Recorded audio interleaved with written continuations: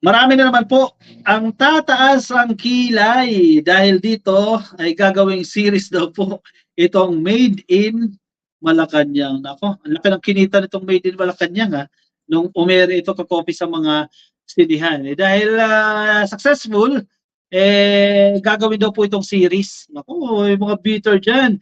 Kasi ano daw ito ang narrative daw nitong Made in Malacanang binabago daw po yung ating kasaysayan. Kaya maraming naggaganaiti dyan Nung airing lang yan, ka-coffee, ang daming inis na inis dyan sa Made in Malacanang Ma'am Olive Lopez, hello sa inyo, ma'am.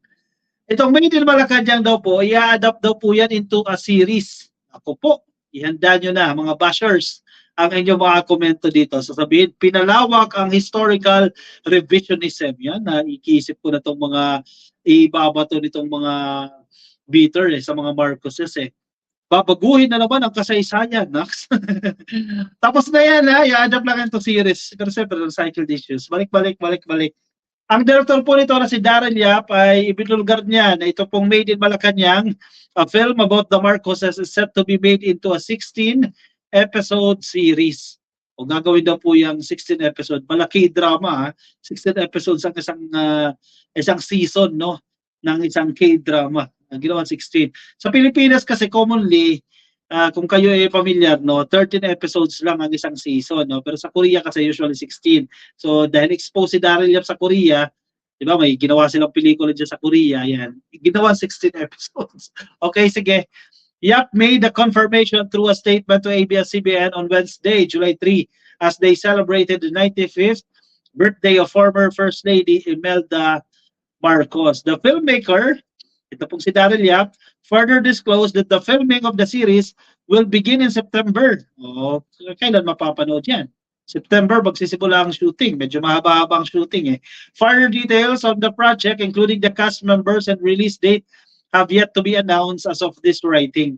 Kumbaga, bago pa lang ka-coffee, bago pa lang itong ideya na ito na gawin itong series. Kaya bashers, labas!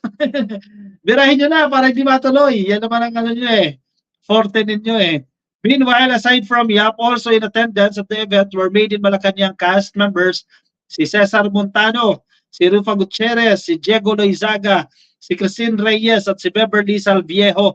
Ganon din po si Ella Cruz yan. Present dyan sa event na yan. Moments from the celebrations were shown by Gutierrez through her Instagram page. Nako, maglabasa na mga bashers dyan. Bakit nyo pabibigyan na naman ng platform yan? Gagawin nyo pang series. Noon, pelikula lang na tumabo sa takilya. Ngayon, gagawin nyo pang series. Ako po, nagalit ang mga basher dyan. Historical revisionism na naman to. Happy 95th birthday, Madam Imelda Romualdez Marcos, the actress greeted the former First Lady. Stay healthy and happy. God bless you. Sabi ng mga komento, no? Ayan, no? Itong litrato na yan, no? Ayan ang ayaw ng mga bashers. Sige, basher yung mga artista, ba't dumikit kay Imelda? Yan naman ang ano ninyo Galit din dyan Yap, in response to a netizen, also said through his Facebook page that he was among those who organized the party for Imelda, whose birthday falls on the second day of July. Nako, syempre, sabihin na naman na gastos ka naman dyan. Syempre, di mo maiwasan yung mga tao. Ayan, sige, labas na kayo dyan, basher. I-bash nyo na ito si Daryl Yap. I-bash nyo na ito, Made in Malacanang. Ang mga inggit dyan, pikit na lang muna dyan. John Paul Ramos, hello sa iyo. Ay, nagoyo mga Marcos loyals dyan sa kaartihan lang pala ni Ivy Babalina. Sabi ni Maria Sara, no? Anong nangyari sa Aloha? Sabi ni Arvin Vlogs. Actually, wala rin akong ideya dyan ka-coffee. Jomar Sagbanan, hello sa inyo. Kay Charit Madarang, nakikinig sa atin sa Facebook. Kay Concepcion Mondilla, hello po sa inyo. At kay Ma'am Victoria Eda, nakikinig po sa atin sa Facebook. Shoutout po sa inyong lahat. Marcos family na magnanakaw daw, sabi ni Fanny Bonsai. 3, edi kasuhan nyo. Ilang naman yun Edi kung manalo kayo sa kaso, edi napakulong nyo. Diba? Kasuhan nyo si Imelda, kasuhan nyo si PBBM, si Ivy Marcos, o lahat na, kasuhan ninyo. Patunayan nyo. Diba? Kung napatunayan nyo, may desisyon ng korte dyan, edi nakulong. Ganun lang kasimple yan Flop yan, basta Daryl Yap, I will not support this. Yap is so anti-PBBM. He is Amy Duterte's ASCII, Sir VP Robis. Ako din, hindi ako fan ni Daryl Yap. Noon pa man, kasi parang mayabang eh. Hindi ko alam kung totoo, hindi ko naman kilala kasi si Daryl Yap. No? Pero parang mayabang siya. Hindi ba tropa ni Amy yan si Daryl Yap? Tropa nga, entrep panalab ko. It's all Amy's POV. Di nakukuha ang side nila PBBM at Irene. Eh baka ano yan? Ay, baka gamitin niya sa eleksyon ni Amy Marcos kasi July iti-tape. Sige, kwentahin natin. Sige, sabihin natin. Sige, 2 months taping para madaliin. At sorry, September iti-tape. September, October, November. Sige, November. Oh, sige, 2 months na taping, no? September, October. Sabihin natin 3 months ang taping. November. Siyempre, editing yan. Mga 3 months din. December. November, December, January, February. Uy, baka March ipalabas yan. Ita-timing nila sa eleksyon. Naku, baka propaganda ni Amy Marcos yan. Naku, ingat tayo dyan. Timing yan sa eleksyon, ha? Ang plano nyo, ha? Pero kasama ni Daryl Yap, Amy naman yan. I hope eventually ay, ano to?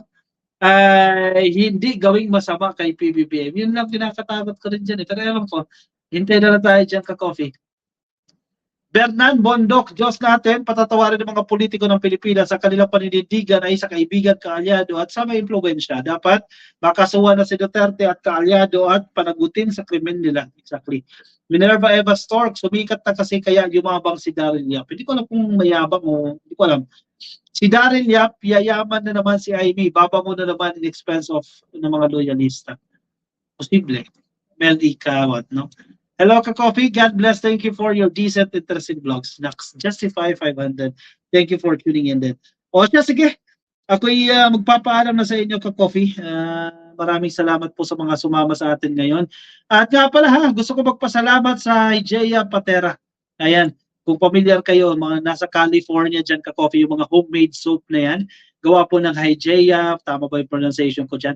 Hygieia Patera. Ayan, thank you so much dahil sa kanyang tulong din. Mag-distribute tayo ng mga school supplies ka-coffee sa Antipolo at dyan po sa Marikina. Itong weekend ka-coffee, mabahagi tayo dyan ng mga school supplies. Of course, maraming salamat kay Hygieia Patera at kay Ma'am Emma Cordero ng World Class Excellence Japan Awards WC. Thank you sa inyong mga suporta. Bukas po, during the weekend ka-coffee ang ating distribution. Alright, sige ka-coffee, maraming salamat po sa mga sumama sa akin po ngayong gabi po ng Biyernes. Magkita-kita ulit tayo ka-coffee bukas, no? Kung nasa Facebook po kayo, please like and follow sa Facebook at kung nasa YouTube po kayo, i-click lang po ninyo ang subscribe. At i-like na rin po ka-coffee itong video na yan. Alright, good night everyone. Alas 11 na po, alas 11:49 na po ng gabi ang ating oras. Mag-alas 12 na in 11 minutes. No? Thank you ka-coffee for tuning in. Ingat po kayo ha. Nasaan man po kayong panig ng daigdig. Thank you everyone and good night.